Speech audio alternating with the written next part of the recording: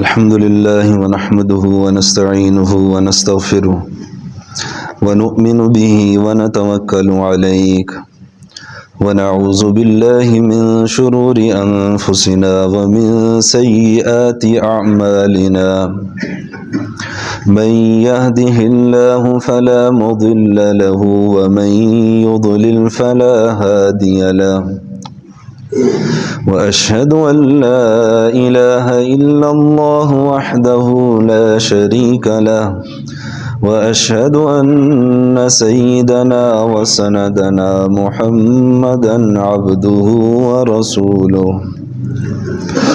أما بعد فأعوذ بالله من الشيطان الرجيم بسم الله الرحمن الرحيم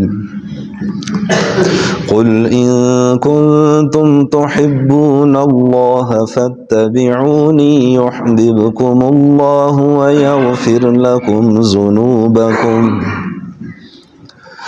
وقال النبي صلى الله عليه وسلم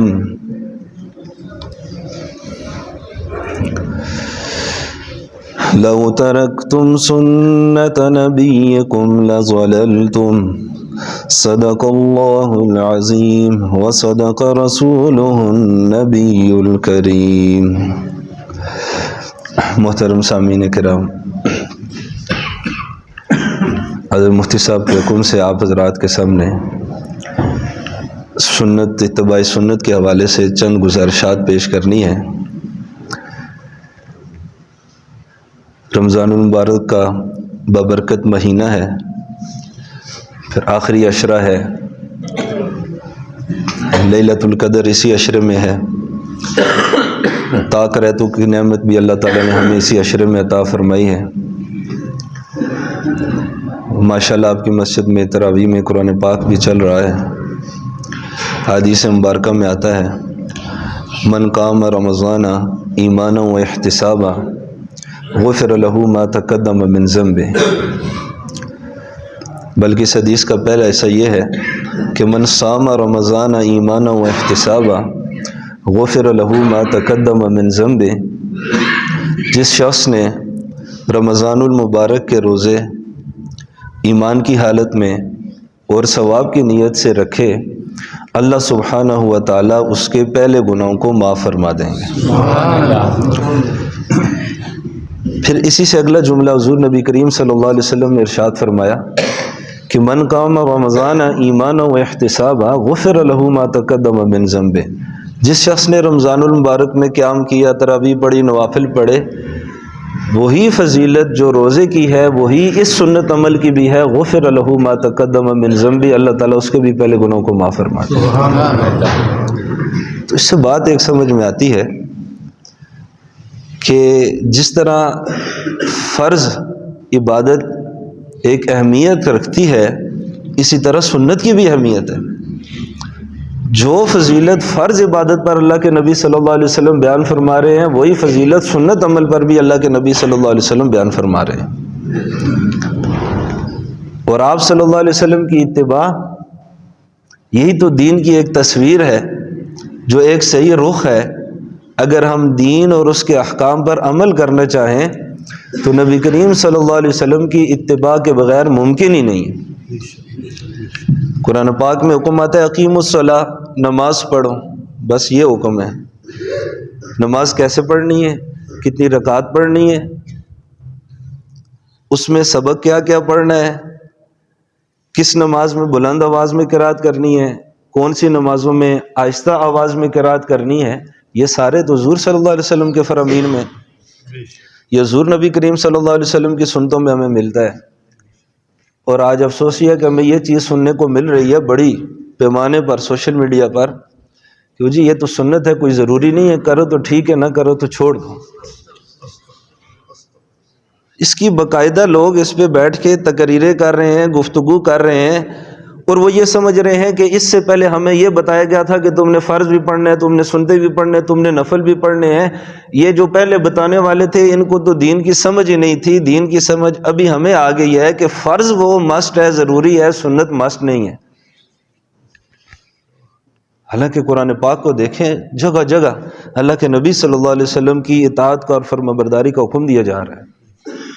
اللہ رب العزت فرماتے ہیں، میں نے آیت خطبے میں پڑھی، قُلْ إِن كُنتُمْ تُحِبُّونَ اللَّهَ فَاتَّبِعُونِي، اگر تم اللہ سبحانہ و تعالیٰ سے محبت کرتے ہو تو اے اللہ کے نبی آپ ان سے فرمائیں میری اتباع کرو، میری پیروی کرو۔ یعنی حضور کی پیروی کے بغیر اللہ تعالیٰ کی محبت حاصل نہیں کر سکتے ہم۔ اگر تم اللہ سے محبت کرتے ہو تو کیا کرو؟ نبی کریم صلی اللہ علیہ وسلم کی اتباع اور پیروی کرو، تو کیا نتیجہ اور رزلٹ نکلے گا؟ اگر حضور کی پیروی کرو گے تو یہ نتیجہ نکلے گا، یحببکم اللہ، اللہ تعالیٰ بھی تم سے محبت کرنے لگ جائیں گے۔ سنت کی اتباع سے ہم اللہ کے محبوب بن جائیں گے۔ اور ساتھ ہی فرمایا وَيَغْفِرْ لَكُمْ ذُنُوبَكُمْ، اللہ تعالیٰ تمہارے گناہوں کو بھی معاف فرما دیں گے۔ تو اتباع سنت سے اللہ کا محبوب بھی آدمی بن جاتا ہے اور گناہوں کی معافی کا ذریعہ بھی بنتا ہے۔ اس جگہ فرمایا یا ایھا الذین آمنوا اطیعوا اللہ ورسولہ ولا تولوا عنہ وانتم تسمعون، اے ایمان والو اللہ سبحانہ وتعالیٰ کے حکموں کی اطاعت کرو، حضور کی اطاعت کرو، ولا تولوا عنہ وانتم تسمعون، حضور کی سنتوں کو، اللہ کے حکموں کو سن کر اس سے منہ نہ پھیرو۔ جب اللہ کو حکم پتہ لگ گیا، حضور کی سنت پتہ لگی تو اس پہ عمل کرنا ہے، اس سے منہ نہیں پھیرنا ہے۔ اور ہمیں کیا سننے کو مل رہا ہے کہ سنت ضروری نہیں ہے، نہ عمل کرے تو کوئی بات نہیں ہے، فرض پڑھ کے چلے جائیں، نماز کے سنتے چھوڑ دیں تو کوئی بات نہیں ہے۔ اور اللہ تعالیٰ قرآن پاک میں یہ فرما رہے ہیں کہ ایمان والو تم نے اطیع اللہ، اللہ کی اطاعت بھی کرنا ہے، اس کے رسول کی اطاعت بھی کرنی ہے۔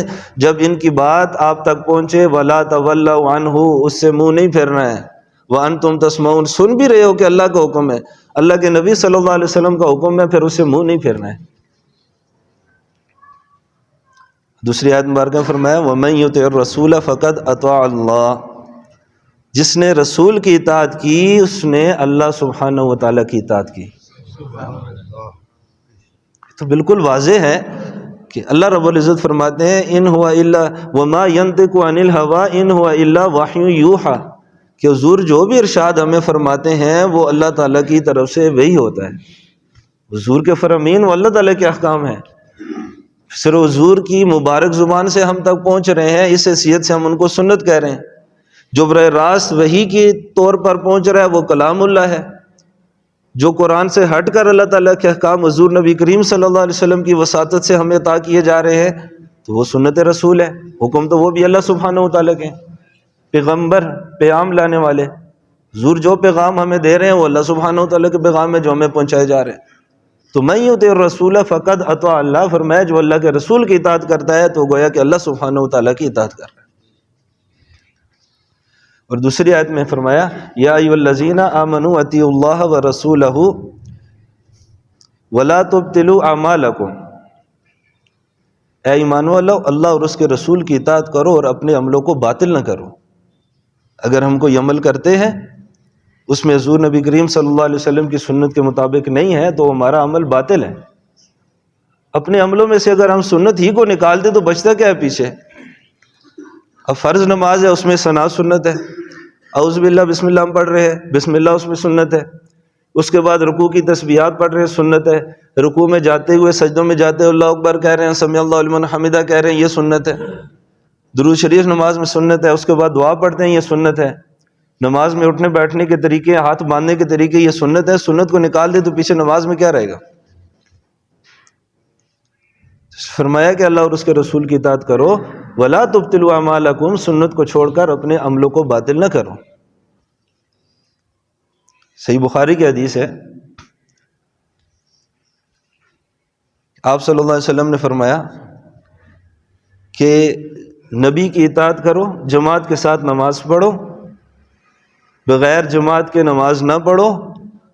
آگے جو اللہ ارشاد فرمایا کہ اگر اپنی مرضی سے ہم بلا وجہ جماعت کی نمازیں چھوڑ کر سستی اور کائلی کی وجہ سے گھروں میں نمازیں پڑھنے لگ جائیں گے، لو ترکتم سنت نبیکم لضللتم، خاص یہ جماعت کے پیرائے میں حدیث چلی آ رہی ہے، اگر تم اپنے نبی کی سنت کو چھوڑو گے لضللتم، تم گمراہ ہو جاؤ گے۔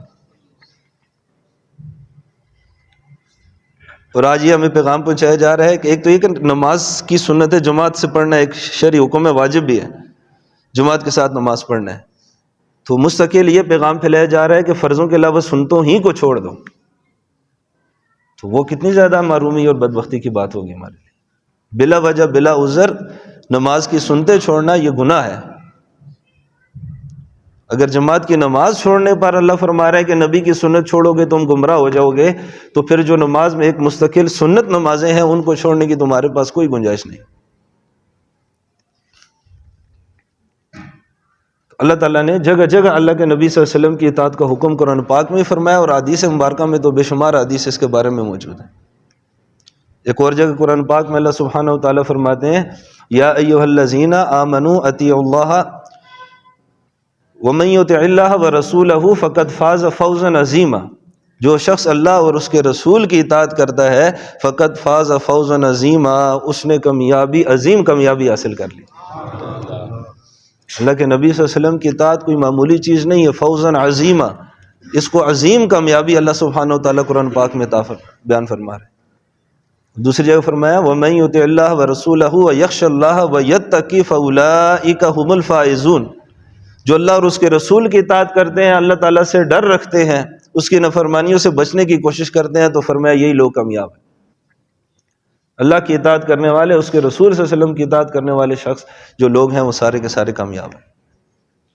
اور دوسری آیت میں فرمایا وَمَن يُطِعِ اللَّهَ وَالرَّسُولَ فَأُولَٰئِكَ مَعَ الَّذِينَ أَنْعَمَ اللَّهُ عَلَيْهِم مِّنَ النَّبِيِّينَ وَالصِّدِّيقِينَ وَالشُّهَدَاءِ وَالصَّالِحِينَ، جو اللہ اور اس کے رسول کی اطاعت کریں گے اللہ تعالیٰ ان کو نبیوں کے ساتھ، شہداء کے ساتھ، صدیقین کے ساتھ، نیکوکار لوگوں کے ساتھ حشر کریں گے۔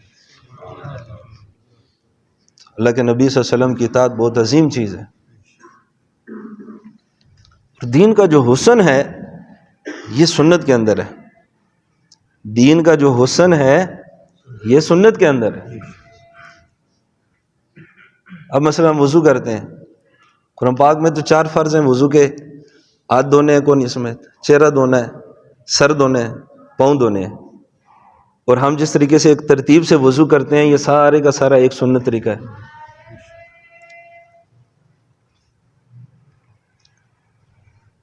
اب سب سے پہلے ہم نے وضو میں کیا مسواک کیا۔ اب اس کی وجہ سے دیکھیں ہمارے دین میں کیسا حسن پیدا ہوتا ہے۔ اللہ کے نبی صلی اللہ علیہ وسلم نے فرمایا تفضل الصلاة التي يستاق لها على الصلاة التي لا يستاق لها 70 ضعفا، کہ وہ نماز جو مسواک کر کے پڑھی جائے اس نماز سے 70 گنا افضل ہے جو بغیر مسواک کے پڑھی جائے۔ اب ہم مثلا کوئی چیز خریداری کرتے ہیں، دکاندار ہے، اس کو اگر پتہ لگ جائے یہ چیز میں نے 10,000 کی خریدنی ہے، اس پر مجھے 5,000 نفع ہوگا، یہ چیز میں نے 10,000 کی خریدنی ہے، مجھے اس پر 70 گنا نفع ہوگا، تو کون سی چیز کو ہم لیں گے؟ کون چھوڑے گا ہم میں سے؟ کوئی بھی نہیں چھوڑے گا۔ ہمیں پتہ لگ جائے یار یہ گاڑی بک رہی ہے 5 لاکھ کی، یہ بندہ مجبور ہے بیچ رہا ہے، اور 1 مہینے بعد اس کا ریٹ جو ہے نا وہ 1 کروڑ روپے ہے، تو ہم اپنے گھروں کے زیور بیچ کر ہم جو ہے لوگوں سے ادھار پکڑ کے کسی طرح ان کو بھی نہیں بتائیں گے کہ میں کیوں لے رہا ہوں، بڑی مجبوری جی پیسے چاہیے، تو ہم کروڑ روپے کمانے میں کبھی بھی دیر نہیں کریں گے۔ تو اللہ کے نبی صلی اللہ علیہ وسلم فرما رہے ہیں کہ جو مسواک کے ساتھ نماز پڑھی جاتی ہے وہ 70 گنا زیادہ ثواب دیتی ہے۔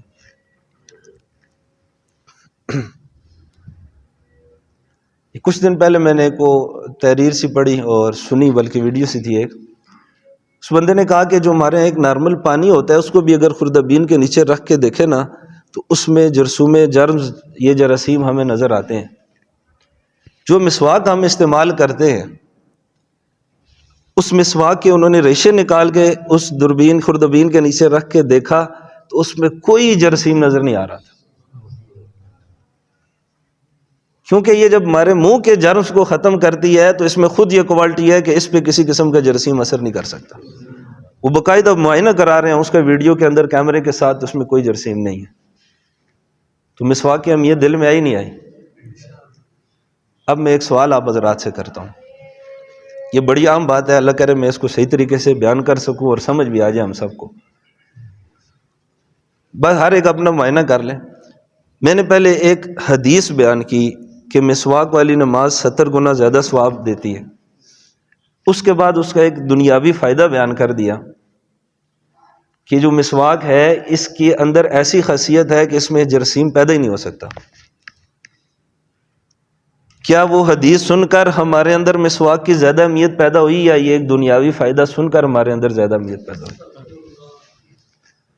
یہ بات بڑی کمزور ہے، اس پر بڑا دکھ ہوتا ہے کہ ایک طرف حضور نبی کریم صلی اللہ علیہ وسلم کا، ہمارے پیارے نبی کا فرمان آ گیا تو وہاں پر اینڈ ہو جانا چاہیے اس چیز کی محبت کا۔ لیکن یقین مانے آج کل معاشرے میں ہمارے یہ بات عام ہو گئی ہے، دیکھو جی وہ بڑا سائنٹیفک طریقے سے انہوں نے اس چیز کو ثابت کیا ہے، سائنٹیفک طریقے سے اس کو بتایا ہے۔ اب جب ہمیں پتہ لگ جاتا ہے اس میں دنیا کا یہ فائدہ ہے، پھر ہم پوری کوشش کرتے ہیں کہ اس عمل کو ہاتھ سے نہ جانے دیں۔ یہ غلط بات ہے۔ وہ ایک اللہ کی نعمت ہے، وہ ایک ایکسٹرا چیز ہمیں مل رہی ہے۔ ایسے ہی ہے جیسے کوئی آدمی ایک ملازم ہے، اس کی اصل تو وہ تنخواہ ہوتی ہے، اوور ٹائم اس کا مرضی ہے، اس کو مل رہا ہے، اگر وہ اس پر محنت کرتے تو بہت اچھی بات ہے، اس کو مل رہا ہے، اس پر کمائے، لیکن اصل تو اس کی جو تنخواہ ہوتی ہے وہ ہوتی ہے جو ادارے کا ملازم ہوتا ہے، وہ اس کے لیے ضروری ہے، وہ ٹائم اس نے لازمی لگانا ہے، اوور ٹائم لگائے نہ لگائے اس کی اپنی مرضی ہے۔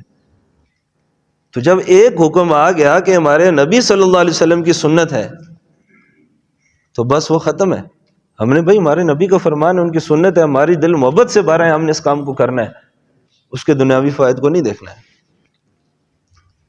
تو اس لیے ہمارے ہاں کہتے ہیں جی وہ دیکھو فلاں اسکالر ہیں، وہ اس طرح بیان کر رہے ہیں، دیکھو سائنٹیفک طریقے سے، یہ دیکھیں یہ چیزیں کتابوں میں موجود ہیں، یہ ہم بھی بیان کر سکتے ہیں، لیکن بات یہ ہے کہ ہمارا ایمان پھر کون سی سائڈ پہ چلا جائے گا۔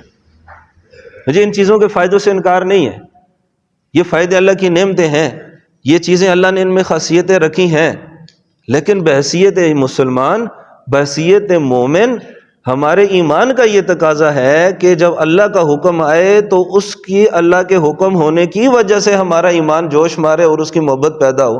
اللہ کے نبی صلی اللہ علیہ وسلم کی سنت ہمارے پاس پہنچے کہ ہمارے نبی کی سنت ہے، ہمارے پیارے نبی کا فرمان ہے، ہمارے دل اس کی محبت سے بھر آئے، نہ یہ کہ دنی فائدوں کے بعد ہم اس کو شروع کریں، دنی فائدے سے پہلے سنت سمجھ کر، اللہ کا حکم سمجھ کر ہم اس کو شروع کر دیں، تو یہی ہماری کامیابی کا زینہ ہے۔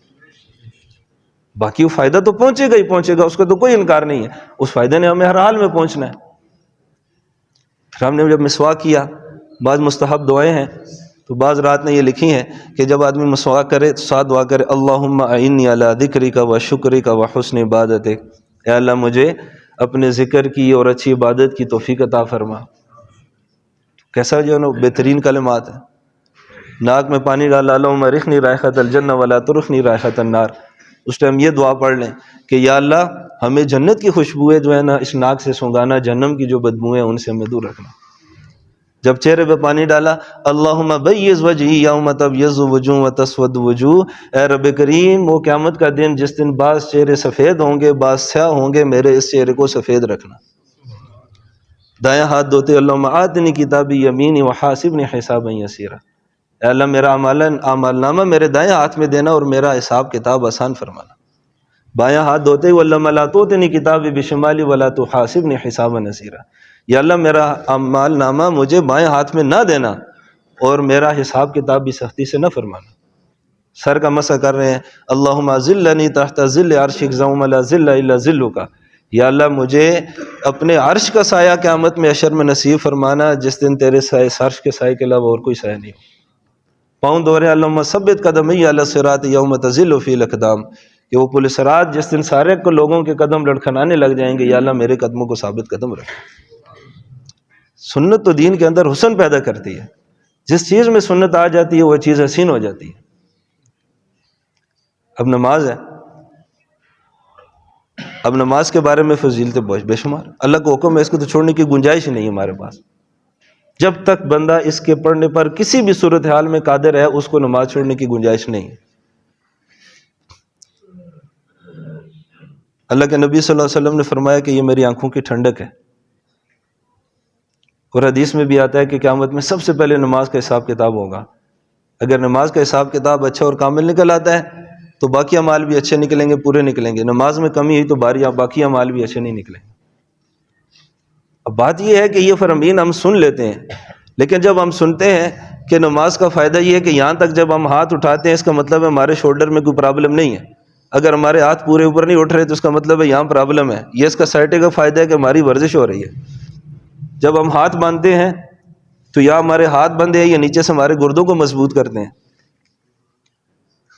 اور ایک ڈاکٹر ہے وہ غیر مسلم تھا، تو اس نے کسی بیماری پر کئی سال سرچ کی کہ اس کا علاج کیا ہونا چاہیے، اس کے لیے ایک ورزش اس نے تجویز کی۔ وہ باہر نکلا تو دیکھا ایک بندہ نماز پڑھ رہا ہے، اس کو پوچھا آپ یہ کیا کر رہے ہیں؟ اس نے کہا ہمارے شرعی حکم ہے دن میں 5 بار پڑھتے ہیں۔ کہتے ہیں میں نے کئی سال محنت کر کے ایک بیماری کا علاج نکالا اور تمہارے ہاں 1400 سال پہلے سے موجود ہے۔ اس نے وہی کلمہ پڑھا اور مسلمان ہو گیا۔ فوائد ہے ہمارے نماز۔ اور میں سجدے میں جب جاتے ہیں تو اس جگہ نظر رکھو، اس سے نظر تیز ہوتی ہے۔ اب یہ فائدے ہیں، یہ ہم نے سنا نا تو ہمارا اندر جوش مار گیا، دیکھو یہ کتنی زیادہ مفید چیز ہے۔ لیکن بعد میں وہی کروں گا دوبارہ کہ جب ہمیں کہا گیا کہ اللہ کا حکم ہے اس کو نہیں کریں گے تو یہ سزا ہے، یہ سزا ہے، یہ سزا ہے، اللہ کی رضا کا سن کر ہمیں شوق پیدا نہیں ہوا، وہ اللہ کے نبی کے فرمان کو سن کر وہ شوق پیدا نہیں ہوا، اس کو چھوڑنے پر جو وعیدیں ہیں کہ اتنے اتنے سال جہنم میں جلیں گے، اگر وہ سن کر ہمیں خوف پیدا نہیں ہوا، جیسے ہی ہم نے دنیاوی فائدہ دیکھا کہ اس میں ہماری جسمانی ورزش ہے، اگر ہمارا اندر جوش مرنے لگ جاتا ہے تو اس کا مطلب ہے ایمانی طور پر کمزور ہے۔ بحیثیت مسلمان ہمیں اللہ اور اس کے حکم اور اس کے جو رسول کا حکم ہے اس پر فوکس رکھنا چاہیے۔ باقی یہ فائدہ تو حاصل ہوگا، اس کی ہم نیت کریں نہ کریں، اگر اس نماز کی وجہ سے جو تب بھی فوائد ہیں وہ ہمیں آٹومیٹیکلی حاصل ہوں گے، لیکن بحیثیت مسلمان جو ہمارا ایک نظریہ اور سوچ ہونی چاہیے اس کو ہم نے درست رکھنا ہے۔ اس حدیث کے آخر میں آتا ہے یہ کہ جو بھی میں نے حدیث بیان کی کہ نماز کا حساب سب سے پہلے ہوگا، اگر اس میں کوئی کمی کوتاہی رہتی ہے تو اس کا کیا حال ہے؟ فرضوں میں کوئی کمی کوتاہی رہتی ہے تو اس کا کیا حال ہے؟ فرمایا ان انتقص من فریضۃ قال رب تعالی، اگر کسی بندے کے فرضوں میں کوئی کمی رہ جاتی ہے تو اللہ سبحانہ و تعالیٰ فرمائیں گے انظروا هل لعبدی من تطوع، فرشتوں کو فرمائیں گے ذرا دیکھو میرے بندے کے اعمال نامے میں کوئی سنت اور نفل اعمال ہیں، اگر ہیں فیکمل بها من انتقص من الفریضہ، ان سنتوں اور ان نفلوں کی وجہ سے اس کے جو فرائض تھے اس کی کمی کو پورا کر دیا جائے گا۔ فرائض ہمارے کیسے ہیں یہ ہم سب کو پتہ ہے۔ ایک حدیث میں آتا ہے کہ کسی کی نماز 10 درجے کی، کسی کی 9 کی، کسی کی 8 کی، کسی کی 5 درجے کی، کسی کی 4، کسی کی 3 کی قبول ہوتی ہے، اور کسی کی کالے کپڑے میں لپیٹ کے اس کے منہ پہ مار دی جاتی ہے۔ تو ہمیں اپنی نمازوں کا حال پتہ ہے، ہم کتنی محبت سے پڑھتے ہیں، ہماری زندگیاں گزر جاتی ہیں ساری کی ساری، ہمیں نماز کا ترجمہ ہی نہیں آتا، ہمیں پتہ نہیں ہوتا ہم کیا پڑھ رہے ہیں۔ نماز ہماری خیالوں میں گزر جاتی ہے، اور آتے ہیں جلدی سے نماز پڑھیں جائیں، اگر امام صاحب 2-4 منٹ اوپر لگا دیں تو ہم اندر سے پھٹنے لگ جاتے ہیں، یار آج نماز لمبی ہو گئی ہے۔ تو یہ جو فرائض ہیں ان کی کمی کو بھی یہ سنتے ہی پوری کریں گی۔ اگر ہم یہ سمجھ کر سنتے چھوڑنے لگ جائیں کہ یہ ضروری نہیں ہے تو پھر ہمارے فرض بھی ناقص رہیں گے، تو پھر فرض والا کھاتا بھی گول ہو جائے گا۔ اور پھر اللہ کے نبی صلی اللہ علیہ وسلم نے اس کے آخر میں فرمایا وَيَكُونُ سَائِرُ عَمَلِهِ كَذَلِكَ، سارے اعمال اسی طرح ہوں گے۔ کس طرح ہوں گے؟ کہ فرض روزوں کی جو کمی کوتاہیاں ہوں گی اس کو نفل روزوں سے پورا کیا جائے گا، جو صدقات زکوٰۃ وغیرہ یا فطرانہ اس کے علاوہ جو ضروری ہیں ہمارے اوپر فرض ہیں واجب ہیں، اس میں جو ہماری کمی کوتاہی ہوگی اس کو ہمارے نفلی صدقات سے پورا کیا جائے گا۔ تو سنت رسول جو ہے یہ دین کا حسن ہے، دنیا کا حسن ہے اور آخرت کا حسن ہے، اس میں حسن ہی حسن ہے۔ اس کی اتباع جو ہے چھوڑنے کی ہمارے پاس کوئی گنجائش نہیں ہے۔ بھئی فرق صرف یہ ہے کہ وہ فرض ہے، اس کو جماعت سے پڑھنا ہے، اگر وہ رہ گیا اس کی قضا کرنی ہے۔ اور سنت اور اس میں صرف اتنا فرق ہے کہ یہ کسی صورت چھوڑنے کی گنجائش نہیں ہے۔ سنت کہیں بہت مجبوری ہو گئی تو اس مجبوری میں آپ اس کو چھوڑ سکتے ہیں، لیکن بلا وجہ چھوڑنے کی اس کو گنجائش نہیں ہے۔ اللہ کے نبی صلی اللہ علیہ وسلم نے فرمایا المتمسک بسنتی عند فساد امتی فلہ اجر شہید، اور بعض روایت میں ہے اجر 100 شہید، کہ میری امت میں جب فساد کا وقت ہوگا جو اس وقت گزر رہا ہے، اس وقت جو شخص میری امت میں سے جو میری سنت کو مضبوطی سے پکڑے گا اس کو 100 شہیدوں کا ثواب عطا کیا جائے گا۔ میرے حضور کیا چاہ رہے ہیں؟ میرے اللہ سبحانہ و تعالیٰ کیا چاہ رہے ہیں؟ کہ میرے رسول کی اطاعت کرو۔ میں نے کافی آیتیں آپ حضرات کو سنائی میرے نبی یہ فرما رہے ہیں کہ یہ سنت عمل کرو، اس پر یہ فضیلت ہے، یہ کرو، اس پر یہ، کہ ان کا دل یہ چاہتا ہے کہ میری امت میری سنتوں پر عمل کرے۔ اس لیے اتنی زیادہ فضیلت، ایک آدمی میدان میں اپنی جان شہید کرتا ہے، اس کے بے شمار فضائل ہیں اس کے، تو فرمایا میری سنت پر عمل کرنے والے کو بھی کوئی ایسی بات سنائی جائے تاکہ یہ ذوق اور شوق کے ساتھ میری سنتوں پر عمل کرے، تو فرمایا فساد کے وقت جو میری امت میں سے میری سنتوں پر عمل کرے گا اس کو 100 شہیدوں کا ثواب دیا جائے گا۔ سنت معمولی چیز تو نہیں ہے۔ اب فرض نمازوں کے علاوہ دیگر نمازوں کو اگر دیکھیں ہم، مثلا اشراق کی نماز ہے، چار نماز ہے، فضائل کو دیکھو، اللہ کے نبی صلی اللہ علیہ وسلم نے فرمایا کہ ہر کا ثواب ملے گا، یہ نماز پڑھو گے، یہ نماز پڑھو گے تمہارے جوڑوں کو صدقہ ہوگا۔ اور اس طرح اللہ کے نبی صلی اللہ علیہ وسلم نے فرمایا جو مغرب کے بعد 6 رکعت نماز نفل پڑھے گا ایسے شخص کو 12 سال کی عبادت کا ثواب دیا جائے گا۔ یہ تو سنت باتیں ہیں، اس پر آپ صلی اللہ علیہ وسلم یہ فضائل ہمیں سنا رہے ہیں۔ حضور نے فرمایا حضرت بلال کو کہ میں نے جنت میں تمہارے قدموں کی آواز سنی، بلال کون سا عمل کرتے ہو؟ فرمایا کہ اللہ کے نبی میں کوئی خاص عمل اس طرح کوئی زیادہ تو نہیں کرتا ہوں، 2 کام کرتا ہوں کہ جب وضو کر کے آتا ہوں 2 رکعت نماز تحیۃ الوضو، شکرانے کے کہ اللہ تیرا شکر ہے تو نے وضو کرنے کی توفیق دی۔ جب مسجد میں آتا ہوں 2 رکعت نماز تحیۃ المسجد پڑھتا ہوں، وہ اس لیے پڑھتا ہوں کہ یا اللہ تیرا شکر ہے کہ تو نے مسجد میں آنے کی توفیق دی۔ تو فرمایا تمہارے اس عملوں کی وجہ سے اللہ تمہارے قدموں کی آہٹ جنت میں سنا رہا ہے۔ سنت عمل نہیں ہے۔ تو یہ جو سنت اعمال ہے ان پہ حضور اتنی فضیلتیں جو بیان فرما رہے ہیں، اس کا مقصد یہ ہے کہ میری سنتوں پہ پیروی کرے میری امت۔ اور آج ہمارے شہزادے اٹھ کے بیٹھتے ہیں کیمرے کے سامنے اور وہ کہتے ہیں کہ سنت مست نہیں ہے جی، چھوڑ دو اس کو، کوئی مسئلہ ہی نہیں۔ جب آپ ممبر سے علماء سے ہٹ کر دین سیکھیں گے، جو جگہ جس چیز کے سیکھنے کی ہے اس کو ہٹ کر چھوڑیں گے، تو پھر ایسا ہی دین سننے میں آپ کو ملے گا۔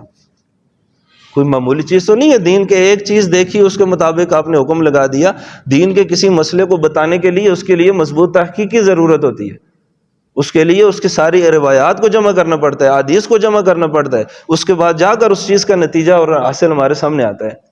آج کل بیٹھتے ہیں شہزادے ہمارے، ان کے لک دیکھیں، ظاہری طور پر ترجمے والی کوئی کتاب لیتے ہیں جس میں حدیث کا ترجمہ لکھا ہوتا ہے، عربی دانی تو ہوتی نہیں ہے ان کی اپنی، یا اس طرح ترجمہ لیتے ہیں، صرف ایک حدیث دیکھی اور شور ڈالنا لگ جاتے ہیں، ہمیں اس سے پہلے یہ غلط بتایا جا رہا تھا، یہ غلط بتایا جا رہا تھا۔ وہ بھائی یہ حدیث مبارکہ ہے تو اسی مسئلے پر اور بھی بہت ساری حدیث مبارکہ ہیں۔ اس لیے آپ صلی اللہ علیہ وسلم نے فرمایا کہ جو میری امت میں سے فساد کے وقت میں میری سنت پر عمل کرے گا اس کو 100 شہیدوں کا ثواب ملے گا۔ اب اگلی حدیث سنیں، آپ صلی اللہ علیہ وسلم نے فرمایا کہ من احیا سنتا من سنتی قد امیتت، جس شخص نے میری اس سنت کو زندہ کیا جس کو مار دیا گیا تھا، جس نے میری اس سنت کو زندہ کیا جس کو مار دیا گیا تھا، فإن له من الأجر مثل أجور من عمل بها، اب اس کے سنت کو زندہ کرنے سے جو لوگ اس سنت پر عمل کرنا شروع ہو جائیں گے، جتنا ثواب ان کو ملے گا اتنا ہی ثواب اس سنت زندہ کرنے والے کو ملے گا، من غیر ان ينقص من اجورهم شيئا، اور ان کے ثواب میں سے کوئی کمی نہیں کی جائے گی۔ اب یہاں پر قابل غور بات یہ ہے کہ سنت کو زندہ کرنے کا کیا مطلب، اور قد امیدت کہ سنت کو مار دیا گیا تھا۔ آپ نبی صلی اللہ علیہ وسلم فرما رہے ہیں کہ جب ہم کسی سنت پر عمل چھوڑ دیتے ہیں تو اس کا مطلب ہے ہم نے اس کو مار دیا، ہم اس کے قاتل ہو گئے، اس کے مارنے والے ہو گئے۔ اور اللہ کے نبی صلی اللہ علیہ وسلم فرما رہے ہیں جو میری مری ہوئی سنتوں کو زندہ کر دے گا تو اس کے لیے اللہ تعالیٰ جو ہے وہ 100 شہیدوں کا بھی ثواب رکھیں گے، اور اس شخص کے لیے اللہ تعالیٰ نے یہ فضیلت بھی بیان فرما دی کہ اس کے اجر اتنا ملے گا کہ جتنے لوگ اس کو سن کر اس پر عمل کریں گے ان سب کا بھی اجر اللہ تعالیٰ اس کو عطا فرمائیں گے۔ تو سنت معمولی چیز نہیں ہے۔ اور دوسری حدیث میں آتا ہے آپ صلی اللہ علیہ وسلم نے فرمایا کہ من احب سنتی فقد احبنی، جس شخص نے میری سنت سے محبت کی اس نے مجھ سے محبت کی، ومن احبنی کان معی فی الجنہ، اور جس نے میرے ساتھ محبت کی وہ جنت میں بھی میرے ساتھ ہوگا۔ سنت چھوڑنے کی گنجائش کوئی اتنی آسانی سے نہیں ہے کہ جتنی ہم لوگوں نے سمجھ رکھی ہے۔ حضرات صحابہ کرام رضوان اللہ علیہ اجمعین، ان کی زندگیوں کو دیکھیں، عجیب قسم کا سنت کا شوق تھا۔ بڑی اچھی بات ذہن میں آ گئی۔ ہمارے ایک دوست تھے، ہمارے رائے گنج میں بزرگ ہیں، ہماری تبلیغی جماعت کے امیر بھی حضرت مولانا نظر الرحمان صاحب مدظل ہوں، ساتھی ان سے ملنے کے، میں نے کہا حضرت سے ملاقات ہوئی تو سلام بھی عرض کر دینا ہے، دعاؤں کی گزارش بھی کرنی ہے۔ تو انہوں نے وہ سلام پیش کیا تو حضرت فرمایا میری طرف سے ان کو ایک پیغام پہنچا دینا کہ یہ دعا مانگا کرو اللہ سبحانہ و تعالیٰ سے کہ یا اللہ جس طرح حضرات صحابہ کرام رضوان اللہ علیہ مجمعین کو سنت پر چلنے کا ذوق اور شوق تھا، ہمیں بھی وہ ذوق و شوق نصیب فرما۔ حضرت نے یہ پیغام بھیجا اور فرمایا کہ اس دعا کو بہت مانگا کرو۔ تو حضرات صحابہ کے بارے میں یہ آتا ہے کہ ایک صحابی جا رہے ہیں، راستے میں اصل راستہ چھوڑ کر دوسرے راستے میں ہو گئے، وہاں سے گزر کر پھر اس راستے میں آئے۔ کسی نے پوچھا آپ نے ایسا کیوں کیا؟ تو انہوں نے فرمایا کہ میں اللہ کے نبی صلی اللہ علیہ وسلم کے ساتھ جا رہا تھا، وہ یہ راستہ چھوڑ کر یہاں سے گزرے تھے، میں نے کہا میں بھی اس سنت کی اتباع کر۔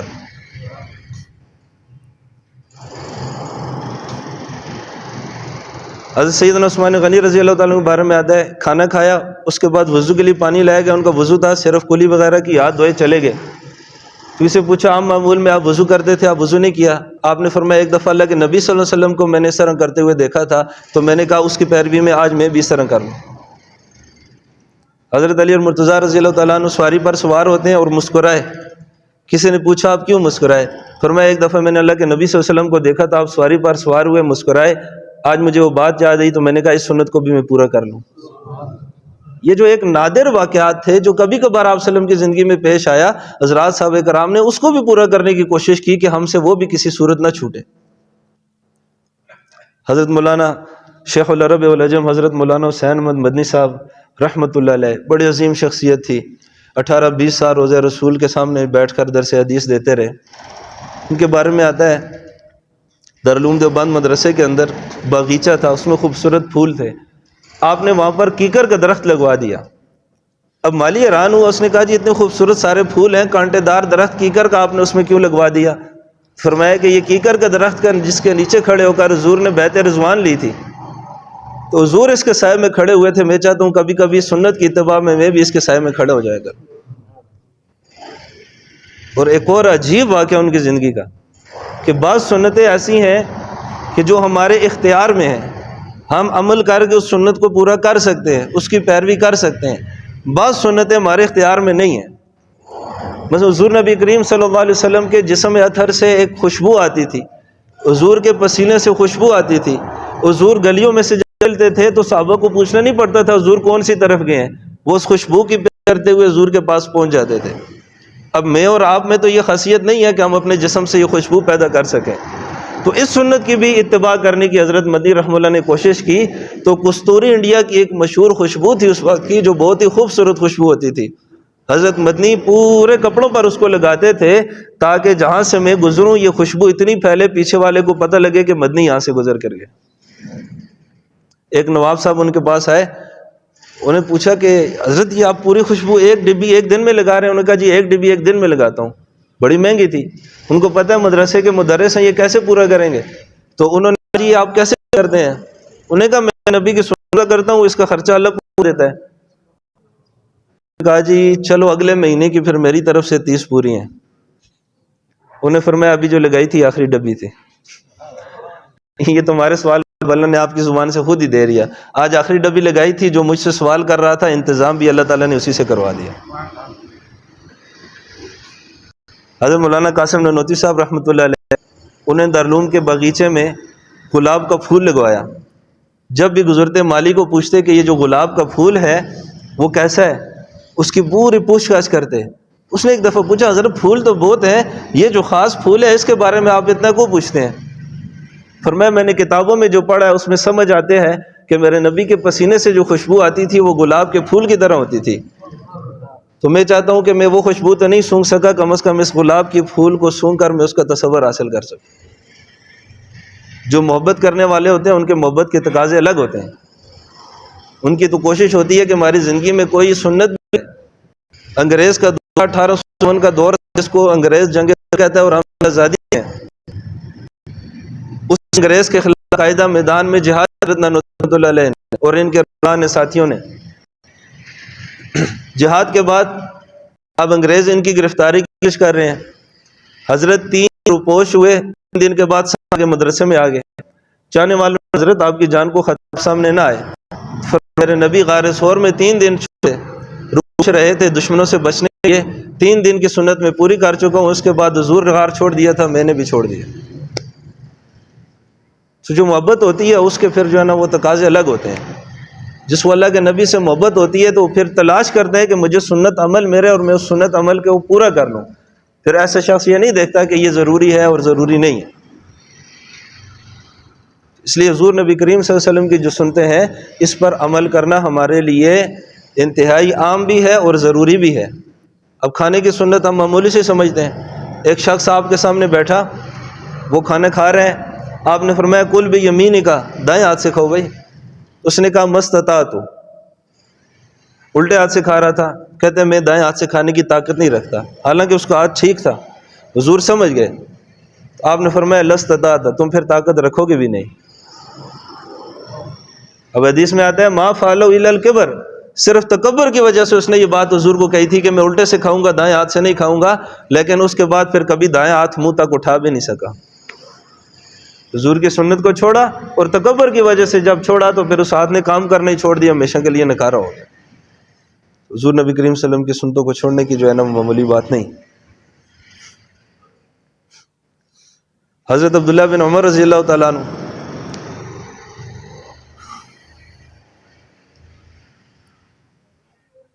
اب ایک جگہ راستے میں جوار ہیں، اپنی سواری کو روکا اور روک کر قیلولہ کیا. یہ دن کے وقت تھوڑا سا آرام کرتے ہیں. کسی پوچھا حضرت راستے میں کیوں آرام کر رہے ہیں؟ فرمایا اللہ کے نبی صلی اللہ علیہ وسلم کے ساتھ میں نے ایک سفر کیا تھا، اس سفر میں نے دیکھا کہ اللہ کے نبی صلی اللہ علیہ وسلم نے یہاں رک کر قیلولہ کیا. آج میں بھی اس مقام پر پہنچا ہوں تو میں نے کہا اس جگہ کھڑے ہو کر اس سنت کو میں بھی پورا کر لوں. اس لیے ایک اور آیت میں اللہ تعالیٰ فرماتے ہیں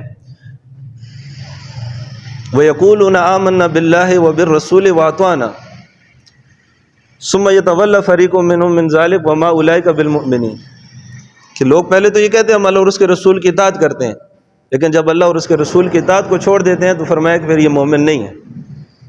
ایسا شخص جو ہے وہ اللہ کے نزدیک پھر مومن نہیں رہتا. اس لیے ہمیں یہ چاہیے کہ اپنی زندگی کے جتنے بھی معاملات ہیں ان میں محبت کے ساتھ حضور نبی کریم صلی اللہ علیہ وسلم کی سنتوں کو سیکھیں، ایک ایک سنت کو سیکھیں اور اس کے اوپر عمل کریں. اللہ تعالیٰ میں باقاعدہ اب نبی کریم صلی اللہ علیہ وسلم کی سنتوں کی اطاعت کا حکم فرما رہے ہیں. نبی کریم صلی اللہ علیہ وسلم جو اتنی فضیلتیں ہر سنت پر بیان فرما رہے ہیں تو حضور کا منشا یہ ہے کہ ہم ان سنتوں کے اوپر عمل کرنے والے ہو جائیں. اگر ان سنتوں پر عمل ضروری نہ ہوتا تو حضور اتنی فضیلتیں ہمارے سامنے بیان کیوں فرماتے؟ آپ صلی اللہ علیہ وسلم نے فرمایا کل امتی یدخلون الجنۃ الا من ابا، میری ساری امت جنت میں جائے گی لیکن من ابا، جس نے انکار کیا وہ نہیں جائے گا.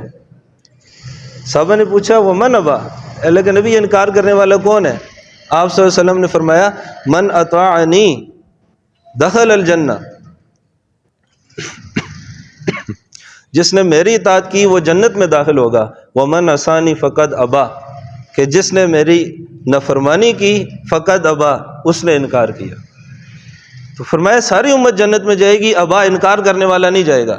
تو فرمایا انکار کرنے والا کون ہے؟ فرمایا اطاعت کرنے والا جنتی ہے، جو میری سنت کا انکار کرے گا یہ وہ انکار کرنے والا شخص ہے، یہ میرے ساتھ جنت میں نہیں جائے گا. تو یہ انکار نہیں ہے کہ اللہ کے نبی صلی اللہ علیہ وسلم کی سنتے جائیں، یہ ضروری نہیں ہے اس کو چھوڑ دو. یہاں سے ہمارے ساتھی جاتے ہیں، وہ کہتے ہیں جی فلاں جگہ ہم عمرے پہ گئے، وہاں پر وہ جو شیخوں کو دیکھا وہ نہیں پڑھتے. حالانکہ ایسے نہیں ہے، وہاں ان کے جو شیوخ ہیں وہ سنتے پڑھتے ہیں لیکن وہ گھر میں جا کر پڑھتے ہیں. اصل سنت یہ ہے کہ گھر میں سنتوں کو ادا کیا جائے تاکہ گھر بھی آباد ہو. لیکن ایک آدمی سمجھتا ہے میں گھر میں جاؤں گا مجھ سے سستی ہو جائے گی، پھر اس کے لیے افضل یہ ہے کہ وہ مسجد ہی میں سنتوں کو ادا کر کے چلا جائے. تو وہ ان کے جو علماء تھے، یہ شیوخ تھے، وہ اس سنت پر پیرا تھے. دوسرے لوگوں نے دیکھا دیکھی یہ کہا کہ یار یہ سنتیں پڑھنی ضروری نہیں ہے. یہاں سے جاتے ہیں بجائے اس کے کہ حضور کے روزے پر جائیں، محبت میں اضافہ ہو، سنتوں پر اضافہ ہو، وہاں جا کر کہتے جی شیخ سنتے نہیں پڑھتے، ہم بھی نہیں پڑھتے. کتنی معرومی کی بات ہے. اگر روزے رسول پہ جا کر محبت میں اضافہ نہیں ہوتا اور وہاں سے ہم یہ سیکھ کر آ جائیں کہ ہم سنتوں کو چھوڑتے ہیں تو معرومی کی بات ہے. اس میں تو محبتوں میں اضافہ ہونا چاہیے. اس لیے کسی بھی سنت کو نہ چھوڑیں. ایک عالم ہے، ان کو خواب میں حضور نبی کریم صلی اللہ علیہ وسلم کی زیارت ہوئی. یہ تو حدیث میں آتا ہے جب حضور کی زیارت ہوتی ہے تو حضور ہی ہوتے ہیں اور کوئی حضور کی شکل میں نہیں آ سکتا. انہیں پوچھا اللہ کہ نبی آپ کے روزے پر لوگ آتے ہیں، حاضری دیتے ہیں، جس کے چہرے پہ آپ کی سنت نہیں ہوتی تو آپ کو اس کے ساتھ کیا معاملہ ہوتا ہے؟ آپ صلی اللہ علیہ وسلم فرمایا میں اس سے منہ موڑ لیتا ہوں.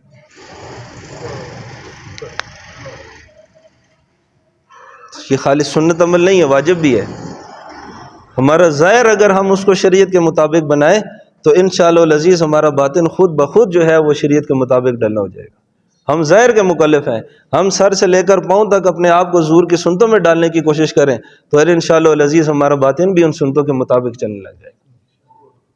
تو یہ جو ظاہر ہے یہ ایک سنت ہے، لیکن سنت کے درجات اس کے علاوہ بھی، بات کو کرتا ہوں طویل ہو رہی ہے، آپ حضرات بھی تھکے ہوں، تو میں نے پہلے گزارش کی جو سنت ہے اس میں دین کا حسن ہے، وہ چھوٹی سی مثال میں نے دی، لیکن اگر ہم اپنی سنتوں پر چلیں ہمارے پورے کا جو پورا معاشرہ ہے اس میں حسن پیدا ہو جائے گا۔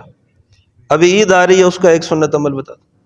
اللہ کے نبی صلی اللہ علیہ وسلم عید کی نماز پڑھانے جا رہے ہیں، راستے میں آپ نے دیکھا ایک بچہ ہے وہ تیار نہیں ہے، باقی بچے سارے تیار ہیں۔ آپ نے اس بچے سے پوچھا کہ بیٹا آپ یہاں پر کیوں کھڑے ہیں؟ آپ نے عید کی تیاری نہیں کی، آپ نے نہایا دھوئے نہیں، آپ نے کپڑے نہیں پہنے۔ انہوں نے کہا حضور کپڑے یہی تھے جو پہن لیے، والد ہے نہیں ہے جو نئے کپڑے لے کر دیتا، یتیم ہوں، اور ماں ہے نہیں ہے کہ جو مجھے نہلاتی دلاتی، اسی حالت میں اس لیے کھڑا ہوں۔ حضور نبی کریم صلی اللہ علیہ وسلم مسجد نہیں گئے، عیدگاہ نہیں گئے، اس بچے کو اٹھایا، اپنے ساتھ اٹھا کر آپ اس کو اپنے گھر لائے۔ حضرت سیدہ عائشہ رضی اللہ تعالیٰ عنہ اس کو نہلا رہی ہیں، حضور جسم پر ہاتھ مل رہے ہیں، وہ اس کے اوپر پانی ڈال رہے ہیں، اور اس کے بعد آپ نے حضرت سیدہ فاطمہ رضی اللہ تعالیٰ عنہ سے فرمایا کہ فاطمہ جاؤ حسن اور حسین کے نئے کپڑے لاؤ۔ شہزادوں کے کپڑے لا کر حضور نے اس کو پہنایا، پھر اس کے بعد پوچھا کہ ابا جی کیسے عیدگاہ لے کر جاتے تھے؟ اس نے کہا کندھے پر بٹھا کر۔ حضور اس کو اپنے کندھے پر بٹھا کر عیدگاہ کی طرف لے گئے۔ جب حضور کی سنتوں پر عمل کریں گے ہمارا پورا معاشرہ چمک جائے گا، اس میں حسن ہی حسن آ جائے گا۔ تو اس سنت کو ہم نے زندہ کرنا ہے۔ اپنے قرب و جوار میں دیکھیں، جو کمزور بچے ہیں VIP سوٹ لے کے دینا ہے۔ اپنے بچوں کو جس طرح 5-6 دکانوں پہ گھومنے کے بعد جو پسند آتا ہے اسی طرح ان کو پسند کروا کے دینا ہے۔ جب اللہ کے نام پہ دینا ہے تو سب سے اعلیٰ دینا ہے، کیونکہ وہ ذات بھی سب سے اعلیٰ ہے۔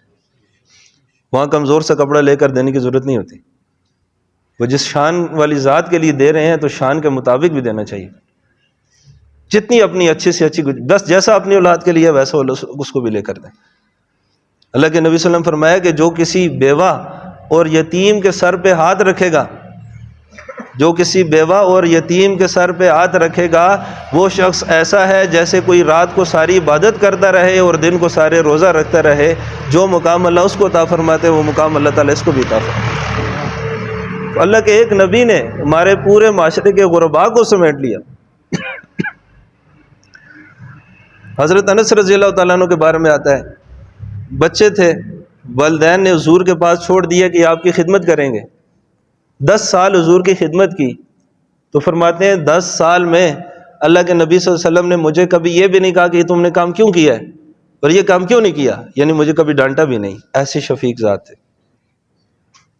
اس لیے ہمارے ماتحت جو بچے ہیں، جو ہماری بچیاں ہیں، ہمیں ان کے ساتھ محبت کا برتاؤ کرنا چاہیے۔ یہ بھی اللہ کے نبی صلی اللہ علیہ وسلم کی سنت ہے۔ بچوں کے ساتھ تو ہم کرتے ہیں، لیکن بچیوں کے مسئلے ہمارے ہاں بڑی کوتاہی ہے۔